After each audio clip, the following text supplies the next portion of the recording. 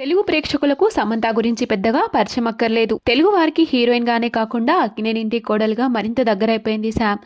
నాగ చైతన్యను పెళ్లి చేసుకున్నాక సమంత పలు సినిమాల్లో కూడా నటించింది. ఎంతో ముచ్చటైన జంటగా గుర్తించబడిన చైశామ్లు 2021లో విడాకులు తీసుకున్నారు. ఇక రీసెంట్ గానే నాగ చైతన్య హీరోయిన్ శోభితాని రెండో పెళ్లి చేసుకున్నారు. విడాకుల తర్వాత సమంత కొంతకాలం అనారోగ్య సమస్యలతో సోషల్ మీడియాకు దూరంగానే ఉంది. నాగ చైతన్య శోభితాతో నిశ్చితార్థం చేసుకున్నాక తిరిగి సోషల్ మీడియాలో సమంత ఫుల్ యాక్టివ్ గా కనిపిస్తుంది. ఇక మొట్టమొదటిసారిగా సమంత తన మాజీ భర్త అయినటువంటి నాగ చైతన్య గురించి జాతీయ మీడియాకి ఇచ్చిన ఇంటర్వ్యూలో షాకింగ్ కామెంట్స్ చేసింది. ఇక అందులో భాగంగా కారణం లేకుండా డబ్బును ఎప్పుడు వేస్ట్ చేశారంటూ సమంతని వారు అడగ్గా దానికి సమంత, కొందరిని నేను బాగా నమ్మి ఆరాధించాను, అందుకు భారీగానే మూల్యం చెల్లించాను. నా మాజీ భర్తకి పెట్టిన ఖర్చులన్నీ వృధాగా ఉండిపోయాయి, వేస్ట్ ఆఫ్ మై మనీ అంటూ కుండ బద్దలు కొట్టినట్లుగా జవాబిచ్చింది సమంత.